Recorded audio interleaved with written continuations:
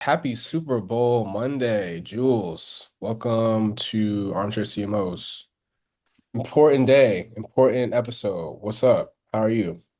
It is a big day. I'm not hungover, so that's big. I was tired all day, but riding a high because I really wanted the Eagles to win. So, Did you um, did you drink a lot yesterday, Jules? no, I don't drink. That's my point. But I know a lot of America is hungover today.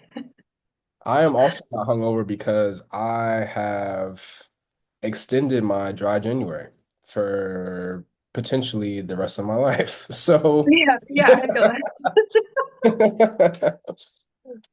that.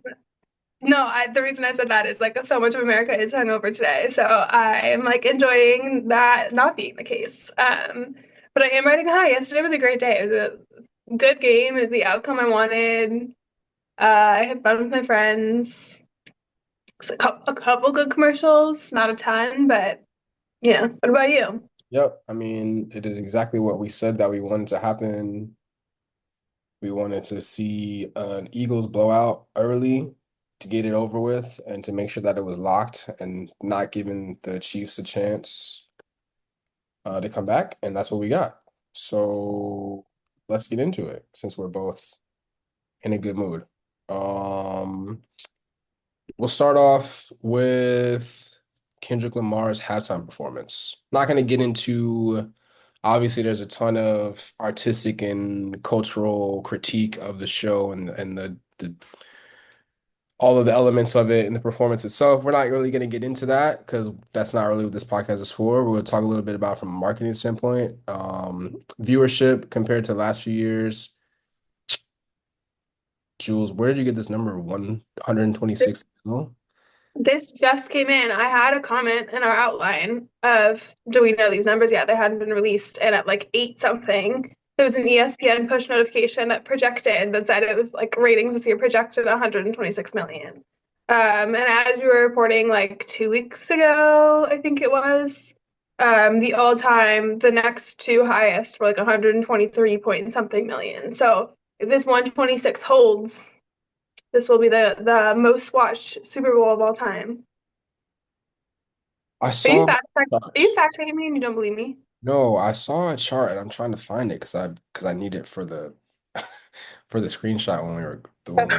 did Well, it. I can potentially screenshot the push notification. I literally saw this, but the reason why I think I didn't screenshot is because when I saw the graphic from earlier, whatever account it was on, didn't have this one yet because you said it just got released. Uh, I but just found.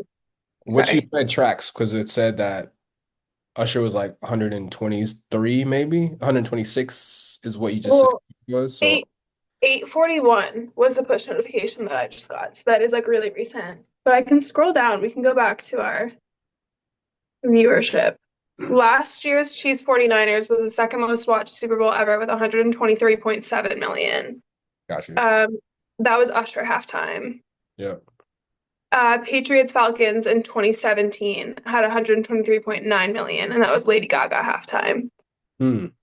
So if this 126 holds, like right now they're calling that a projection, if that remains true, this Yeah. will be the most watched by about 2 million. So something between Kendrick halftime and the like rematch of Chiefs Eagles brought in a lot of people. The other thing that we don't have quite yet is like whether that 126 was the peak. Like maybe it peaked at halftime at 126, but that wasn't the average viewership or whatever. So like some of those details remain to be seen. Got you. But um, this was your projection. You were right on all fronts, and I felt like I needed to give you credit last night, and I did. You said if the Eagles win, it's gonna have to be a blowout, and you said that you think it's gonna be the most watched Super Bowl of all time. So you just like you're 2 for 2 on that.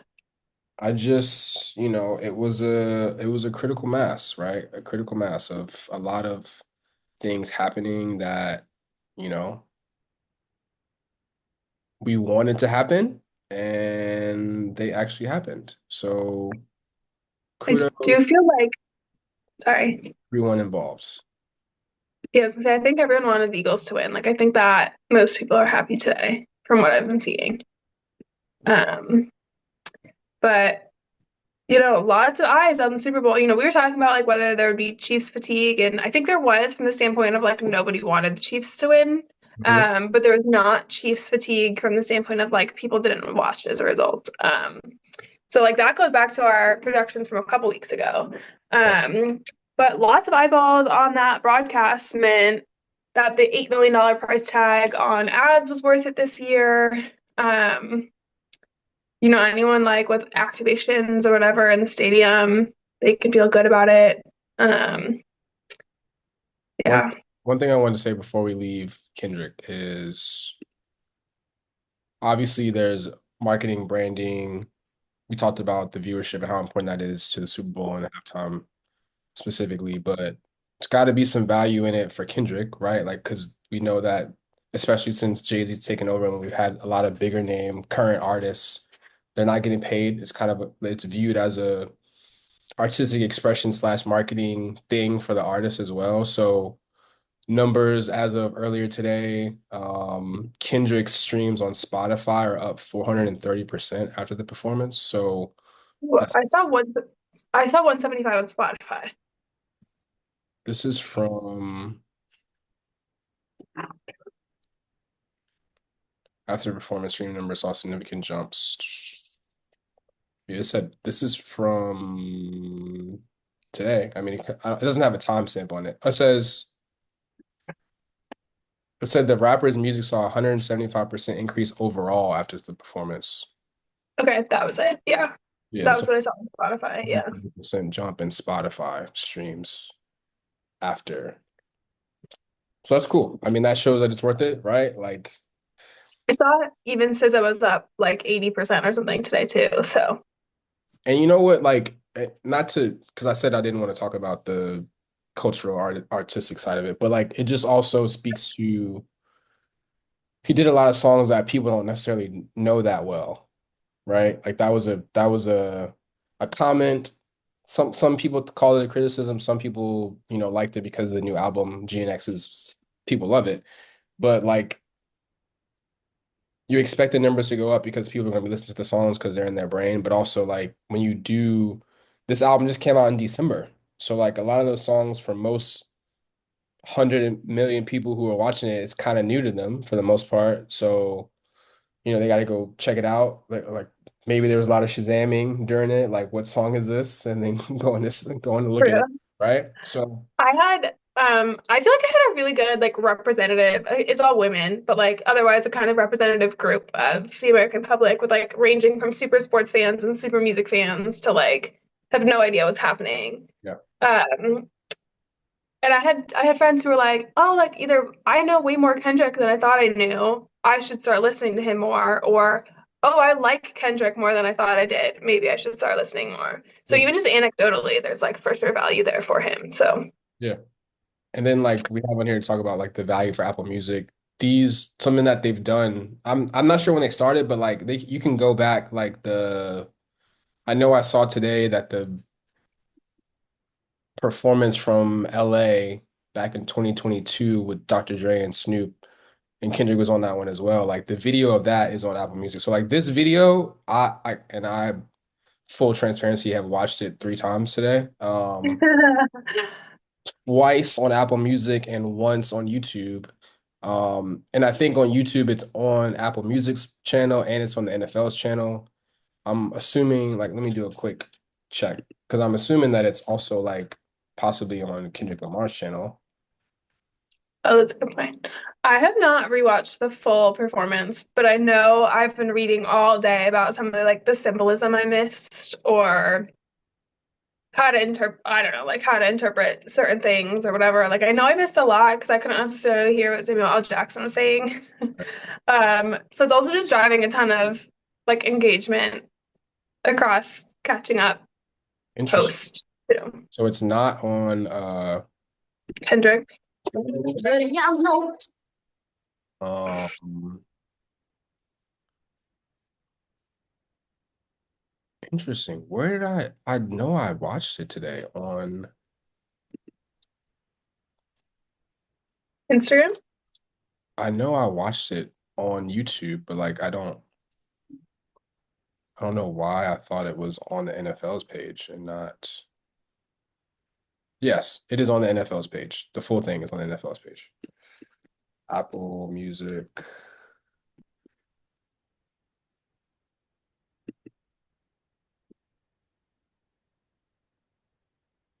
And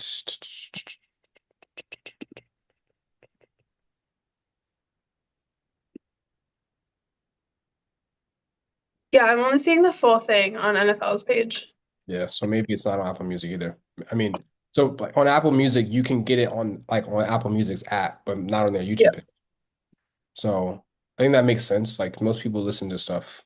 Like if you don't want to go to Apple Music to see stuff, like you get it on your actual Apple Music subscription. Like so that mean that makes sense. Like it's a good way for that performance to have life and continue to have legs after the Super Bowl is over.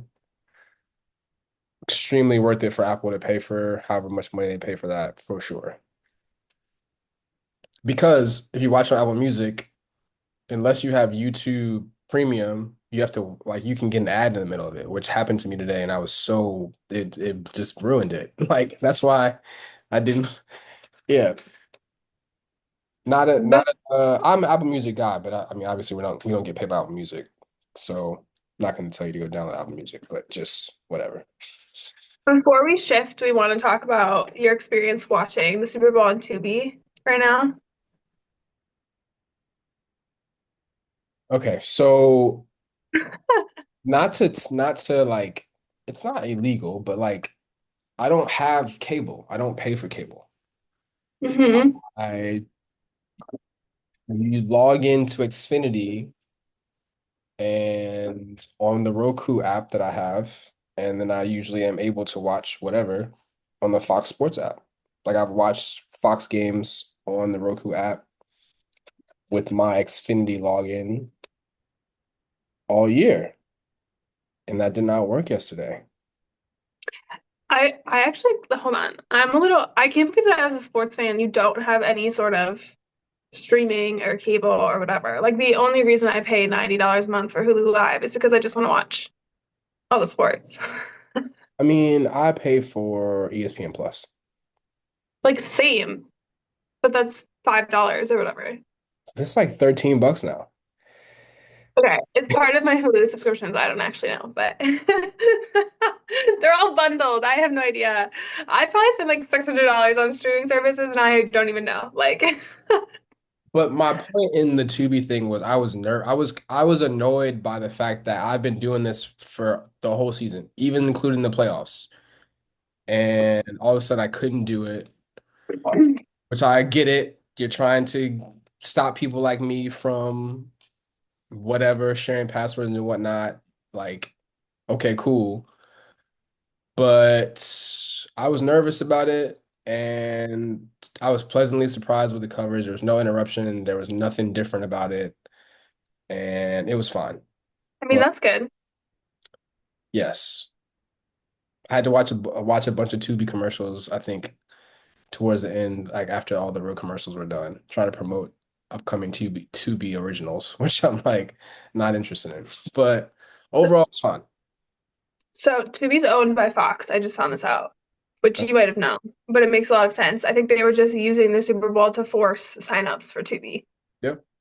Okay, I didn't know that. I mean, it makes a lot of sense. I'm glad you're able to watch it. It would have sucked if you had like gone to watch it the way you normally do at like 6:30 p.m. day of, and you like had friends at your house and you're like, oh shoot, what do I do? So I'm glad that didn't happen. Yes. Yeah. Luckily, I tuned in at like 5 to just to make sure that we were good, and it ended up working out. So, okay, Fox, you got me. Tubi's got my email address now. Cool.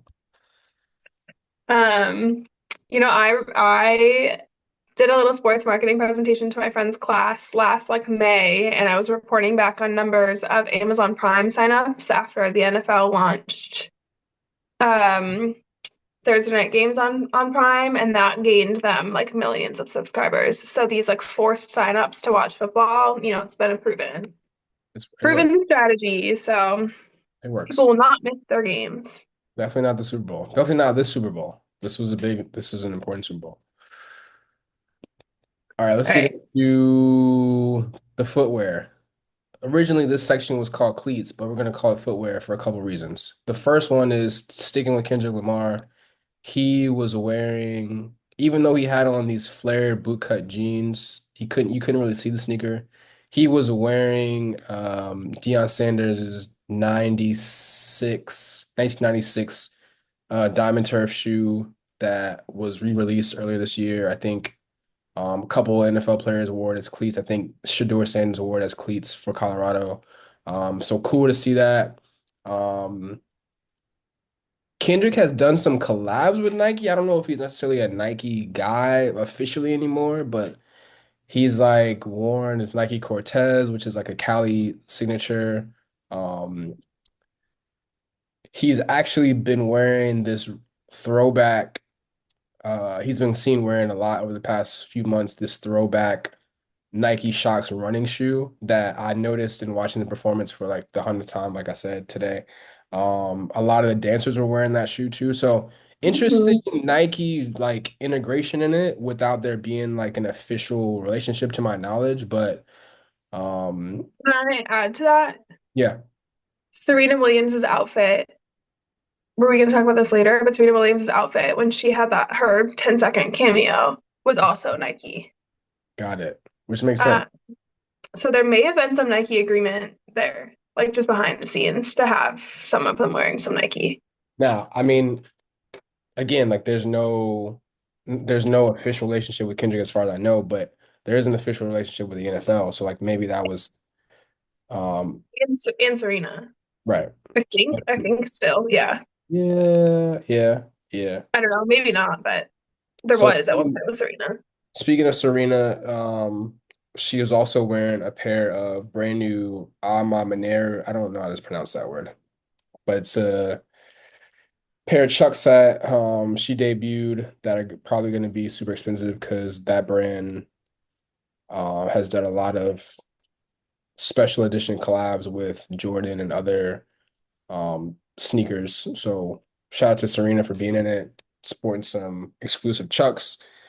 And then obviously let's get into the cleats that are worn during the game. So we had this conversation a little bit on the episode before last, like after the championship games.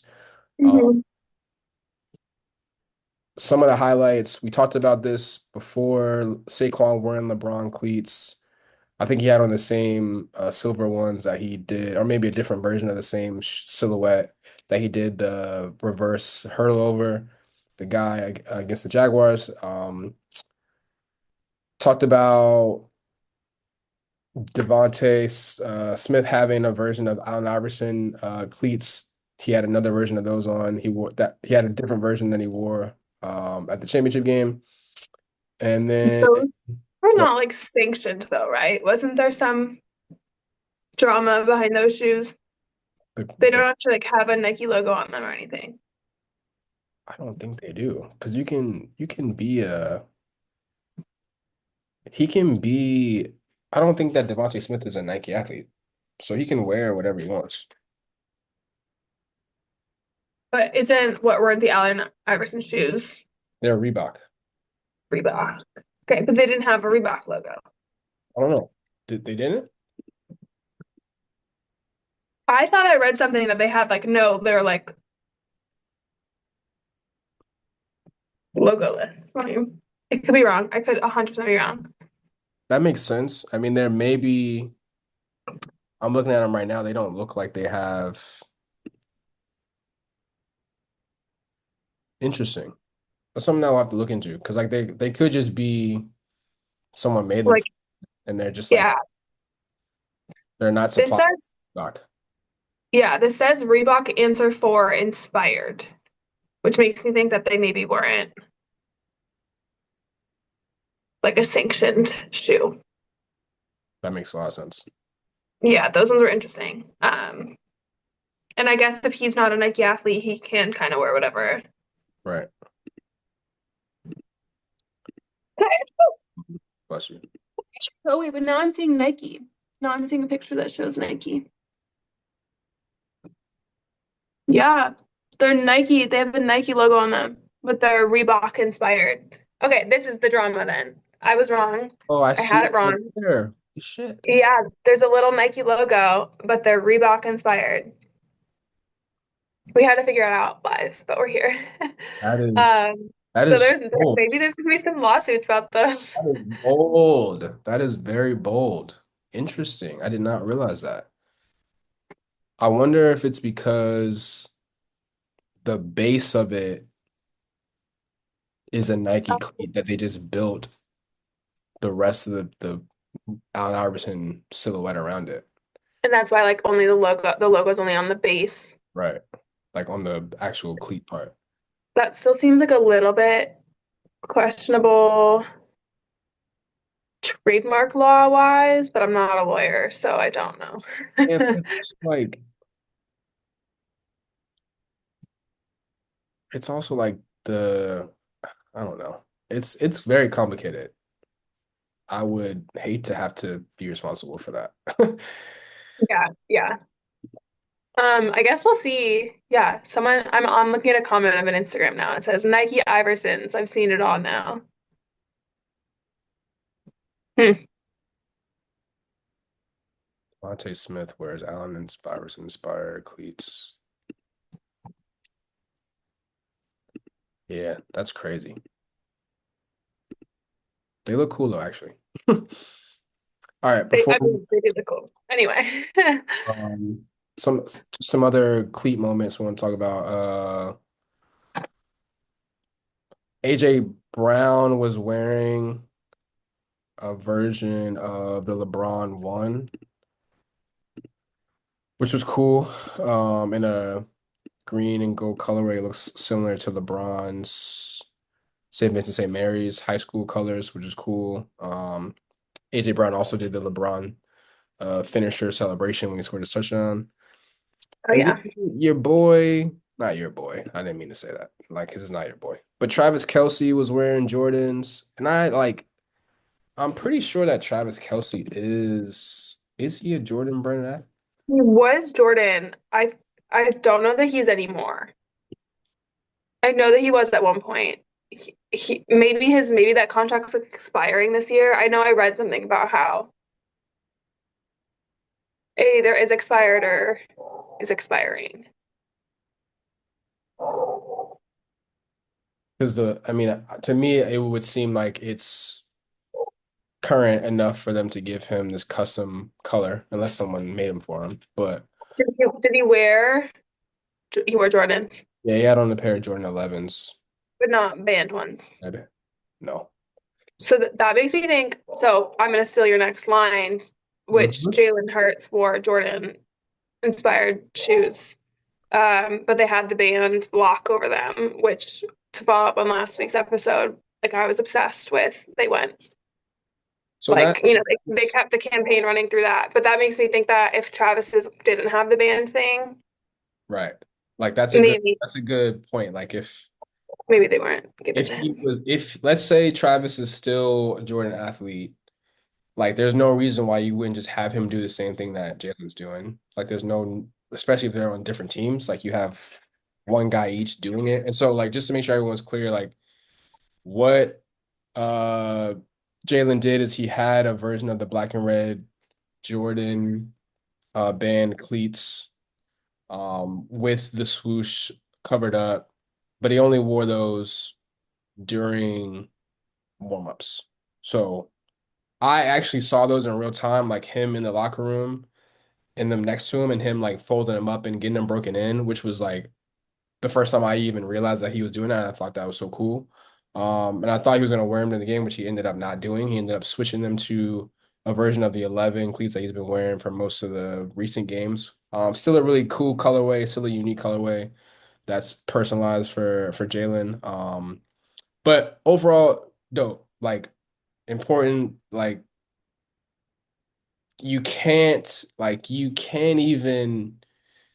This is a marketer's dream to be running the biggest campaign in the history of their brand, not even in the sport that is related to the campaign, have the most important player on the team that won be one of your athletes, wear them before the game, and then become the MVP of the game. Like, it's great. It's totally like the Jordan Brand people are looking like geniuses, and we'll get into that in a second as well.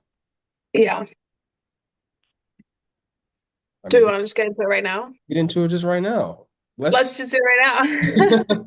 So we're transitioning into our segment about commercials, and I'll start with like, which is not technically a commercial, but Jordan Brand did their first ever Super Bowl commercial, but they did it in the way that made the most sense for them, completely in line with what we were just talking about in terms of celebrating Jalen Hurts as one of their athletes, but also, just being able to capture this moment. So they had a commercial that ran afterwards that was about Jalen Hurts, celebrating Jalen Hurts. But it was so good for a couple reasons. Again, the critical mass that you can't even like you can't predict, you just have to pray for it in terms Yep. of him having an amazing game, his team winning and him being the MVP. That's one thing, but you have this spot ready that showcases him and the things that he's done throughout his career, but also in the backdrop of the city of Philadelphia. Jalen Hurts has been like part of his personal brand is being an old soul. He's very stoic. He doesn't use a lot of words. He's very focused. He's like calm all the time. Style, He's even stop. his style is often very like 90s inspired. Yeah. He's very just like chill, but like sophisticated. I'm here all business. And part of that is like he's known to have an affinity for like old school R&B slow jams. And so the commercial featured not only connecting with that part of him by playing a Teddy Pendergrass song, which is a slower R&B song, Love TKO. Love Hurts was the theme. So they playing Love TKO there. Teddy Pendergrass is a Philly guy. So it's also got the connection with the city that he plays in. So overall, it was just so well done. Like again, speaking to him being an old soul, like there's a good clip of him sitting in the locker room with the trophy, listening to Frankie Beverly and Mays' Happy Feelings, which is like he's just like he's spent too much time with his grandparents listening to music when he was a kid. But that is part of who he is. I think that's part of like what makes him unique and special. Which is something that's really cool about someone like him who is not doing a lot of rah-rah personal brand, like in your face content stuff. Like you just know these things about him, but like they show up authentically as him Yeah. and it I was works. gonna say he has a really strong personal brand, but it's not like you said, like in your face. Like I was gonna say tied to his, like his style and this whole old soul thing that he has going on. Like he commented on the Kendrick Drake beef and was like, he literally said like I'm an old soul. I don't really follow it. I don't care. But even like tied to that, he has an all-female management team, and he's like emphasized the importance of inclusion, and like we'll get into that with some of the other commercials, but like that seems to have been a big theme of this year. Um, and so like you're talking about like critical mass, like things you can't control, but like come together to be a marketer's dream, winning the Super Bowl, being MVP, and then also simultaneously getting all this good press Yep. amid like a couple different movements going on nationally, like culturally. He had like this is just the perfect moment for them to drop this spot, which like as soon as he won, which is like just a very cool moment. Yep. And one thing to wrap up, we're skipping around a little bit, but to wrap up Jalen Hurts, he did get to partake in the infamous I'm going to Disney World spot. So we were interested to figure out like what is the deal with that? Like we've seen it forever, but didn't really know how it started. So apparently, I think in the 80s or 90s is when it first started. I think Phil Sims was like the first person to do it, and they paid him like $50,000. So not sure how much. Nin- Go ahead. 1987. Go. 80s. 1987, Phil Sims was paid $75,000. Yeah. So it's interesting, like we love to know more about like the details of that relationship because I'm sure it's eaten by Disney as an ad cost for them because like the commercial runs and like I didn't see it yesterday, I saw it today. Because today he actually was on ESPN at Disney World, which I'm sure is a great partnership for them because Disney owns ESPN. So like that's a good way to make the media, make it last throughout the media, not just the commercial. Like you've got some owned and earned media there with I was gonna say, I didn't see the ad. I only saw some like organic stuff of him being yeah. on a ride. So, But he's got to go there. So like he's got to get I feel like he's got to get some kind of compensation for having to go to spend the day today at Disney World. Like to me, if I'm stoic, all business, cool Jalen Hurts with, I just won the Super Bowl and I've got a fiance, like I'm younger, like I don't, with no kids. Like I think that's an important thing.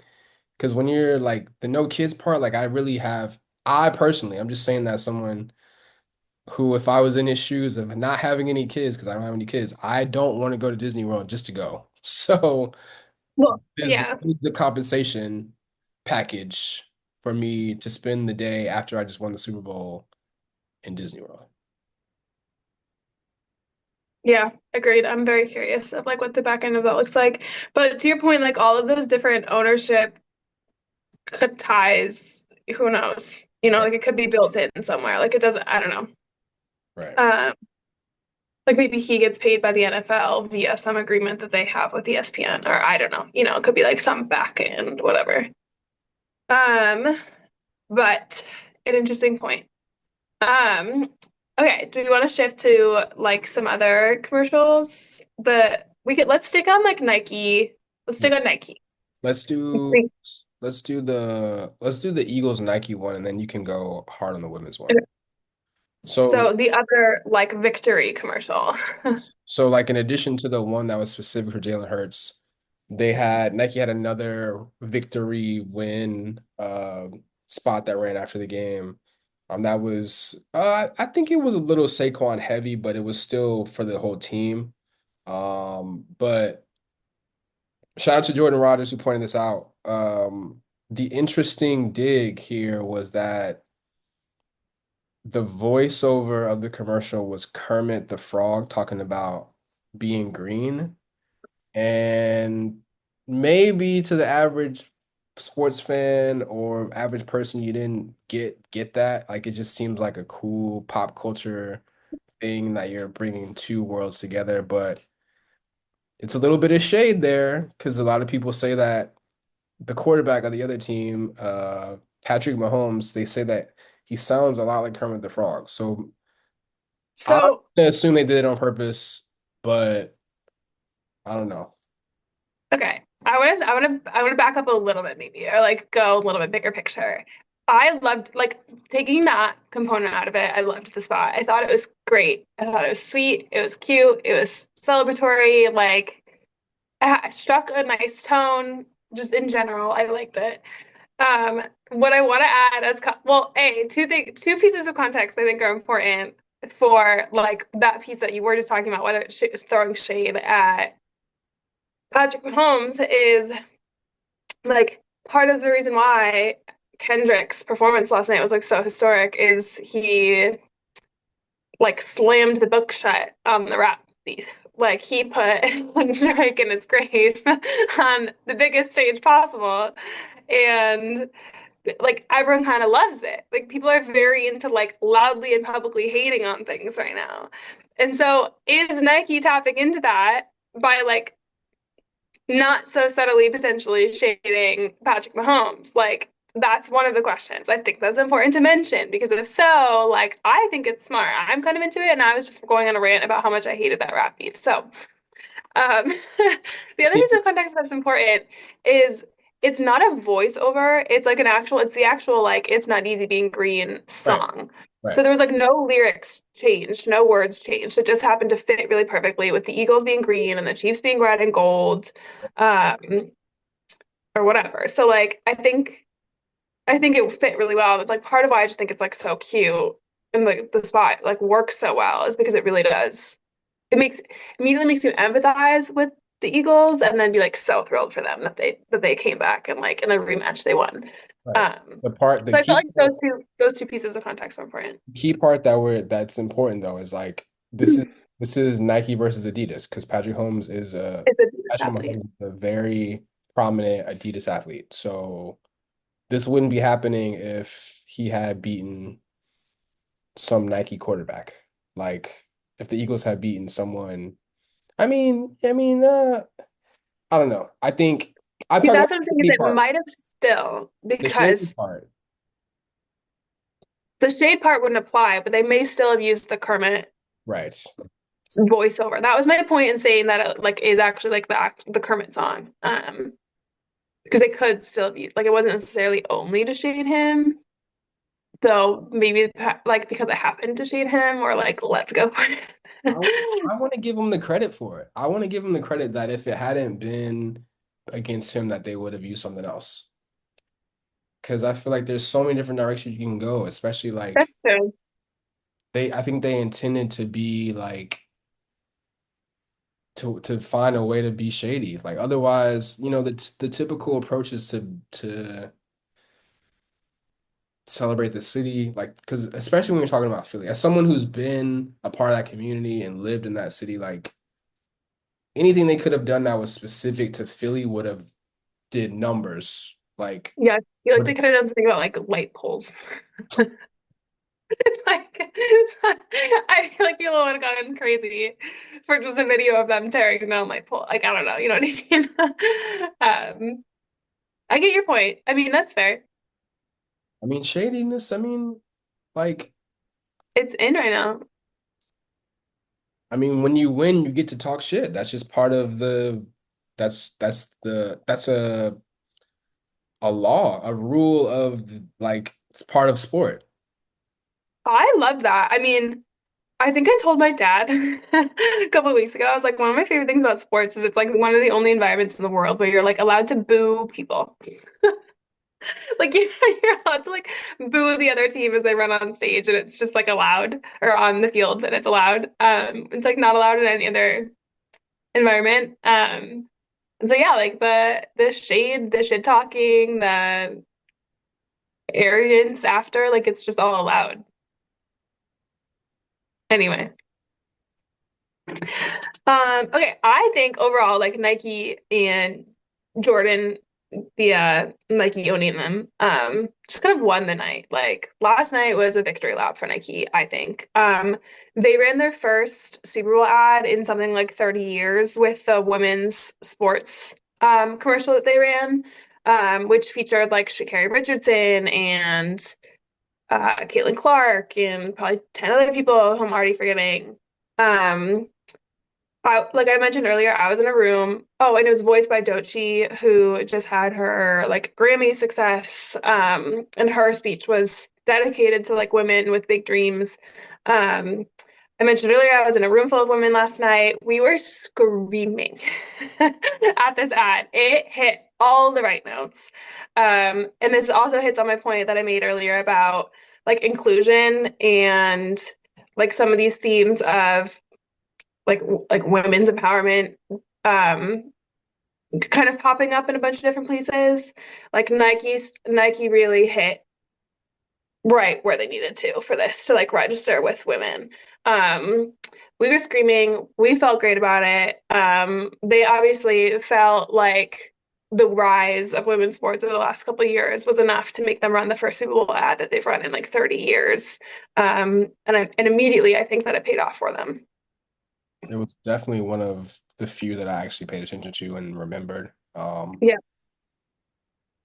It's just we've talked about Nike enough on this show to like really give some critiques and some commentary on like kind of some things they've been doing over this past year to kind of restore the feeling and the dominance of them like being the brand in sports that people like are just drawn to in all this effort in all different aspects of sport and culture alike, right? Like obviously we talked about the unbanned stuff, which has been really good, but this was just right up there. And it's helpful because they have the best of the best women's athletes on their roster, which is if you got them, use them, like help, like so important, and that's the reason why you get them to show that yes, we're part of this moment in the biggest way.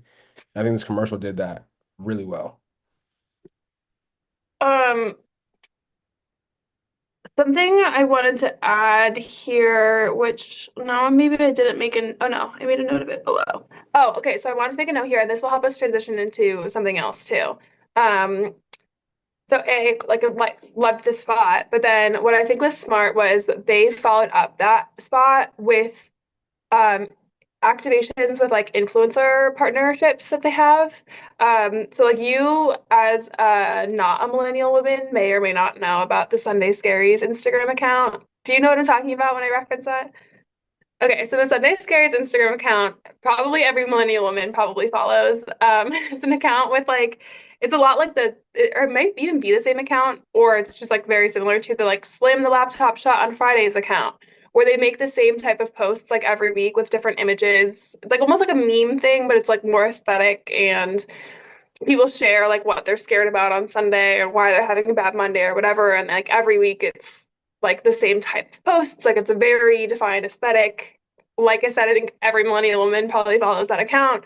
Um, and today they had a Sunday Scaries IG account collabed with like Nike um, to post a carousel in their typical format, but it was like based on the women's sports spot.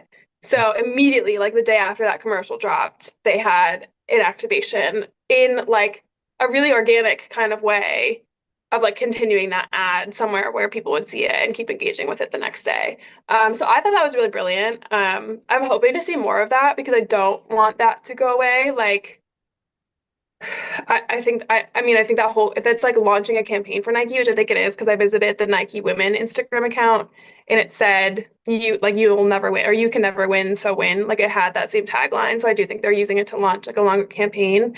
So I hope they keep doing that type of integration. But the reason I said this kind of leads me into a bigger topic is this trend of commercial on TV immediately followed by like a social media influencer partnership I saw in a few other places.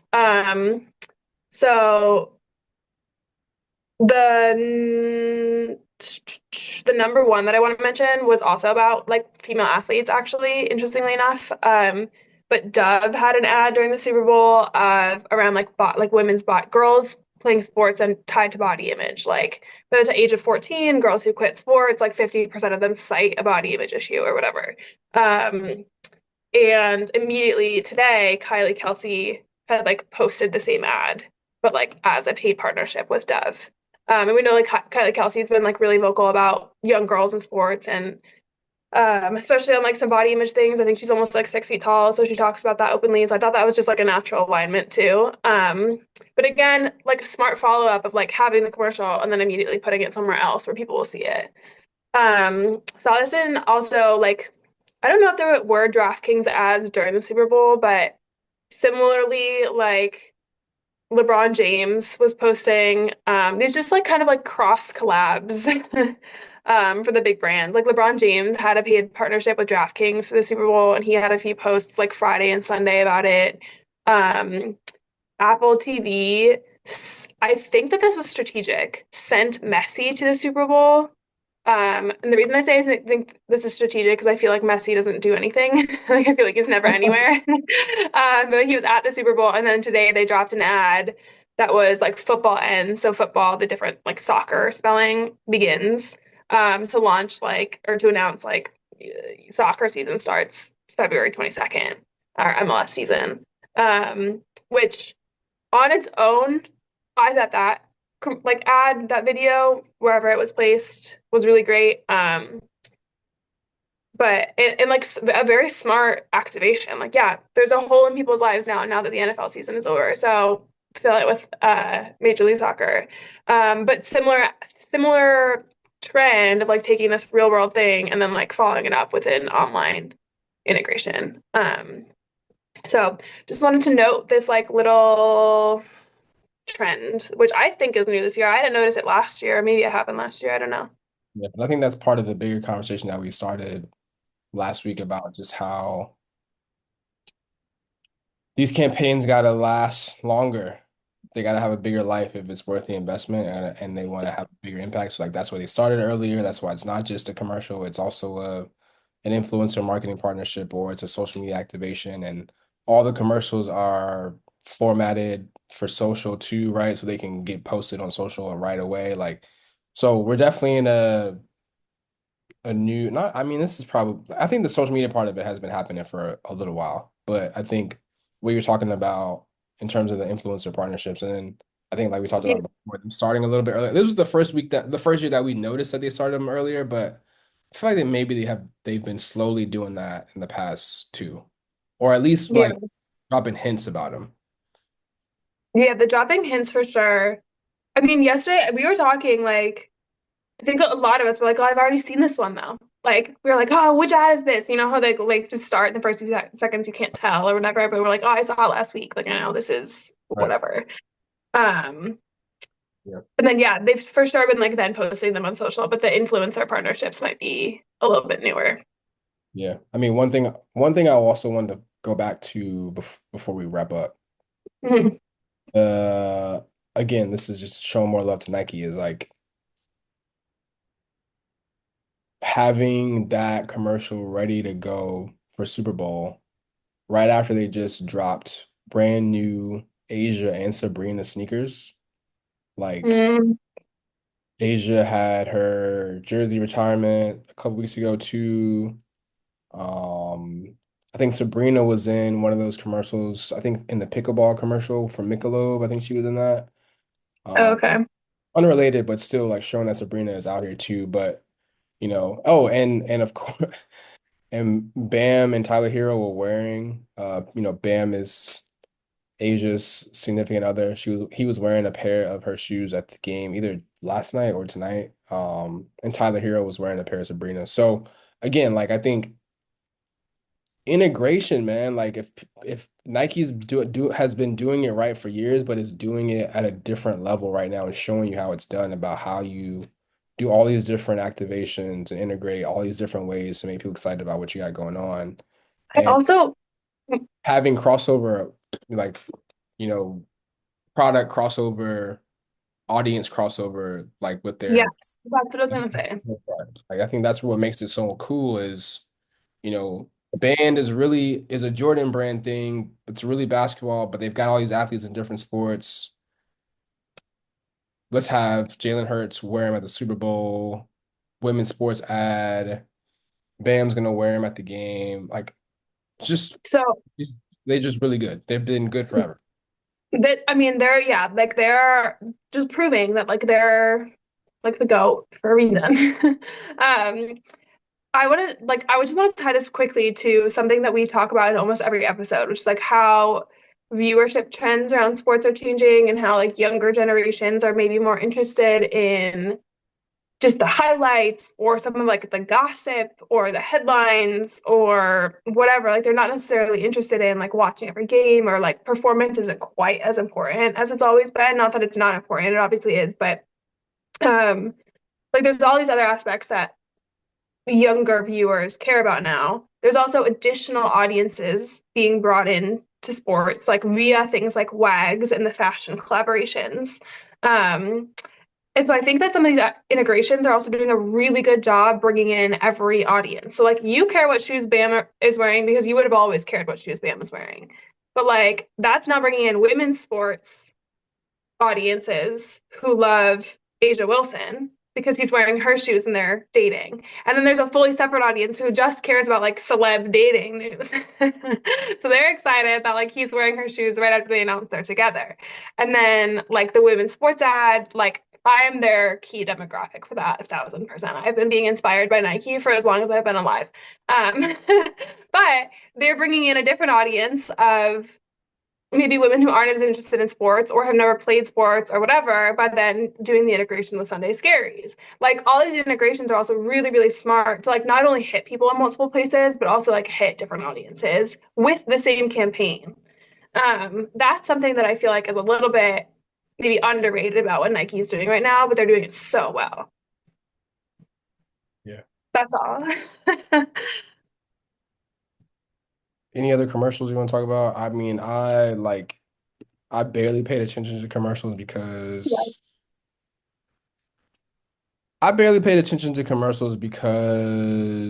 one, I was just like I was trying to do other stuff. I don't know why I tried to do work while I watched the Super Bowl. That was a bad idea. And also, like, I was anticipating Kendrick, so like I really was, and I also was locked into the game itself. So like I was Yeah. really watching the game because I was rooting for the Eagles and the Eagles were winning and they're playing well. But then during the commercial break, I would look up, but then I would also be on the computer. So, I mean, I think there's a couple other ones that I remember that were okay. Um, I thought the David Beckham one at the end with Matt Damon was okay. Like we had, are you supposed to be the twin? But I mean, I felt like it was the concept of it was funny because it was Matt Damon and David Beckham, but like they don't really look alike for them to be twins. Like I just like I thought that was a stretch. I got it and I appreciated it, but they're not twins. They're not I close. I said at one point last night I felt like I was orchestrating a symphony in my brain because I was trying to host. I was trying to watch the commercials, watch the game, pay attention to Kendrick, stay up on social media to see what I was missing. We were playing Super Bowl bingo in this household.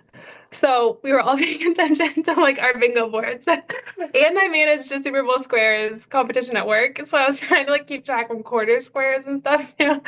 Um, so anyway, I missed a lot. I don't know why I thought I could pull all that off. I wish I didn't miss so much, but to your point, I feel like none of the commercials were super memorable. Like I feel like I saw enough of them that if there were any that stood out, like the women's sports one obviously stood out, the Nike one. Um, like I remember the Ritz one for some reason, like that's in my brain. That also turns out was like the first ever Ritz Super Bowl ad. Um, That one didn't have that much like see, like for me to get it. I recognize Aubrey Plaza in that a little bit. Like is she like I'll be plus on Bad Bunny. That's why I think I remember it because I like them both. I don't know. Matt McConaughey was in way too many. Why was he in like six ads? was he was. But just generally, I feel like every single ad was tapping into this like celeb cameo thing, and it just got old so fast. That so that and the fact that people know like it's known that the commercial breaks are so cluttered, the Nike thing can't be like you can't underestimate how like lucky they were with how great that timing worked for them, right? Like in terms of the Eagles winning and having that spot ready and for them deciding that they were going to spend the money on it, but for it to have that spot, like we're going to run these after it's over, right? Because you know we were paying attention. Like there was no breaks. Yeah, No like, yeah. okay, commercial break, I'm going to go to the bathroom or I'm going to go, get a snack. It's like these are going to run as soon as the first commercial break happens after the clock hits 000, and it's gonna be hyping up the team that won and hyping up the MVP. Bam. Did you did you see Yahoo Sports or someone like that? I want to say it was Yahoo Sports. I wish I could credit correctly, but maybe it was a few different places. At the end of 2024, did a carousel of all of the graphics they made but didn't use this year. So it's basically like, oh, like XYZ gets drafted first, or XYZ wins the championship, but for like the losing teams or somebody who like didn't get drafted first or whatever. Like it was all the graphics that they had ready but then didn't end up publishing. I thought that was such a lovely ode to all of the sports marketers who so much of their work does go to waste every year.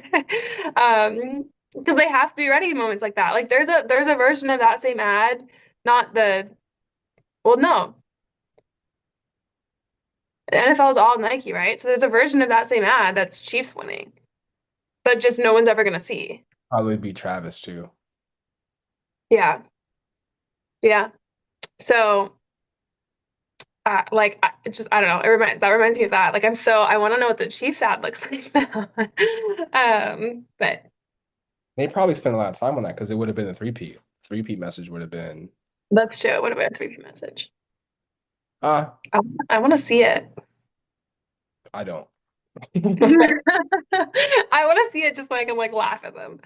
Um, I don't know. Anyway, to your point that like it's so cluttered we don't remember any of them. Like the Nike women's sports one was the only just like normal ad. Like it was like in with all of the others, and for it to have stood out as much as it did means they really did something right.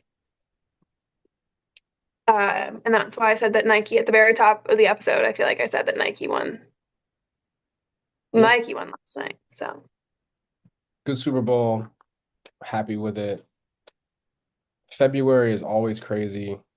So I am getting ready to go in the other room at the computer and watch the debut of Luke, Luke Doncic. Luca, I was gonna say, can we spend 30 seconds here because all of these trades, Luca to Lakers, Jimmy Butler to Warriors, and something else happened today. What happened today? Trade deadline's over. Nothing happened today. Okay, what happened like 2 days ago that I wouldn't have seen until today? I don't know. Another trade? Oh no, Ben Simmons got waived from the Nets. Yeah, you got signed with the Clippers, but no one cares about that. That was today, no? I think maybe he actually signed with them today, but he cleared waivers a couple days ago. But yes, Okay. that Okay, so that would have been why I saw that news today. But anyway, um that it's so interesting the way the trade deadline does always every year kind of renew my interest in the NBA. I know I say that like right after Christmas my attention really shifts towards the NBA anyway. But trade deadline definitely renews my interest because like I might not watch the Lakers game tonight because it's like Luka's debut and Golden State's also playing tonight and like I'm more likely to want to watch because I want to see Jimmy Butler. I don't know if he's playing, but like in general, I'm like now I want to see how Butler Jimmy Butler. Jimmy Butler fits in with the Warriors.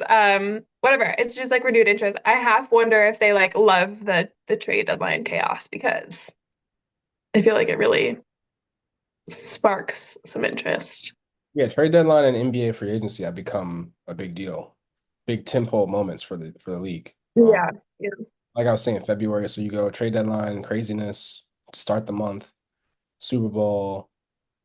And then All-Star. This year we have this crazy Luka Doncic thing, and then the All-Star game is this weekend. I saw someone call Luka Doncic like maybe the biggest trade of all of NBA history. Yeah, there's a lot of talk about that, which we've talked about, but we're not going to talk about right now. No, no. But I just wanted to touch on this I don't know, we've been like had this thread of NBA ratings all season, so I felt like we needed to touch on it. Yeah, shout out to the Lakers doing Luka Doncic jersey shirts today. Like Yes. that's a big promo item, like a statement promo item for a Monday night game against the Utah Jazz. Like now, granted, he was supposed to. This is gotta be the last thing because we gotta stop doing the ramble thing. Like he was supposed to play on Saturday, and like ESPN moved their schedule around and put like the two biggest college basketball games on like ESPN2 so they could play the Lakers against the Pacers on ESPN, and then both LeBron and Luka didn't play. Bad news. So maybe they had Oh, ordered by then already, and they had him and they just saved him because he didn't play, so they have him wait, tonight. I had been hearing they were aiming for a Monday night debut this whole time. No, they announced it on like there was people who was Okay. like, Okay. You seem to know more than me, so. All right. We won't ramble anymore. Super Bowl. Yeah, Super. We should go to the Super Bowl. You want to go to the Super Bowl? That one is like on my bucket list. Yeah. Let's go. I told Kia that last night. I was like, Kia, you want to go to the Super Bowl? She's like, where is it? I was like, it's in San Francisco.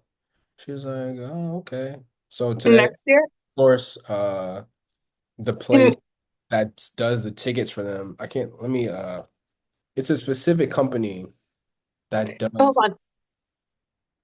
You said let's not ramble, and now we're rambling. Oh, no, But no, no. if This is not Rambo. This is not Rambo because we're talking about the Super Bowl because we're wrapping if it up. if okay, then can we jointly start manifesting right now that next year we're going to be in the Super Bowl with press passes? That's what I want. I want work to send me to the Super Bowl. I don't want to pay to go to the Super Bowl. I want to be there for work. That because that's the point I'm trying to make. On Location is the company that runs the tickets for all these big events, including the Super Bowl. They sent a link to everyone who's subscribed to NFL email blasts, which I am for some reason. Place a deposit for how much, Jules? Yes. This is our last thing, and then we're going to sign off. $2,700. 25. $2,500 for a deposit I'm on a ticket. I'm a ticket girl at heart. I know. 27 is such a random thing to say. Well, Anyway, I was gonna say 25, and then I thought like inflation. So I bumped it. here we go. So Um, I'm just gonna read what it says. Priority access, get front of line access to exclusive pre-sale. This is just a pre-sale. Early bird it's like price a deposit. I mean, we used to do this for season tickets. deposit. The deposit is fully refundable though. Yeah, I mean they do this. They do. Have you? Well, you are probably a little bit spoiled. We used to do this for season tickets. They do this for like March Madness, NCAA March Madness. Like there's a make a deposit. I think we even do it for Big East tournament tickets. Like this is just the normal model. But the reason I said you're spoiled is you probably never had to pay for tickets to any of those. I have not. I only know because I was a ticket girl. But Man, did you have to work when we hosted the Sweet 16 that year at Georgetown? To, yeah. that was But cool. like I wasn't doing anything super important, so I got to kind of just like watch a lot of it. I was mostly like on site in case of emergency. But like not much was needed from me. So I kind of just like sat in ADA seats until I got kicked out. So you didn't have to do any ticket stuff? No, I wasn't in the box office because they had people staffing the box office. My Um, I my was like, I story, honestly was just there, like, not even that I could have solved anything. I think I was there in case they needed like bodies for something. Um, so, my but yeah, story, now I can say I've been to a March Madness Elite Eight and Final Four. my story from that weekend is hilarious because I was helping with game presentation, so I'm on headset, and I'm not the main guy. I'm just like roaming around helping get people on and off the court, do whatever, cue the band or whatever. But I had to help get the color guard on and the anthem singer on for the first game, which was Duke and maybe that was the second game. There was Michigan State, LSU, and I can never remember the fourth team. The second, yeah, Michigan State LSU was the first game. So Duke, yeah, was it UCLA or something? It's Duke and Virginia Tech. That's the story I'm telling. So basically, Oh, oh, at the beginning of the Duke Virginia Tech game, the guy from Van Wagner who's running the are you show, sure Virginia Tech, I'm positive it was Virginia Tech. It was Duke and not Virginia. like UVA? I'm positive, Jules, because the story doesn't make sense if it's not Virginia Tech. All So right. I'm on the headset, right? And it's right before tip off of Duke versus Virginia Tech. And the Van Wagner guy tells the DJ to play Inner Sandman. And you know that's like Virginia Tech's like song. No, why would I know that? That's like their okay. All right, Jules. So at every home game for like 10 plus years at home football games for Virginia Tech, they play Inner Sandman and the team runs out. It's like a Virginia Tech tradition. So I'm not a Virginia girl, so I don't know. this guy from Van Wagner who's running the game presentation is from California and he also has no clue, just like you. And so he just thinks it's a good song to play for a tip-off before a basketball game. So he tells the DJ to play Inner Sandman, and then the Duke people who know that it's a Virginia Tech song are freaking out. Like, how are you playing the song for Virginia Tech? It's supposed to be a neutral site game. All the Virginia Tech fans are going crazy. It was funny I don't remember that. because he didn't do it on purpose, but it was like the dude people were freaking out a little bit, as they should have. Um, yeah. Um, that is a funny story. I mean, that reminds me of the what just happened. Was it the Angel Reese? Was it Angel Reese? Uh, no, it wasn't Angel Reese. Who played someone's dad's song?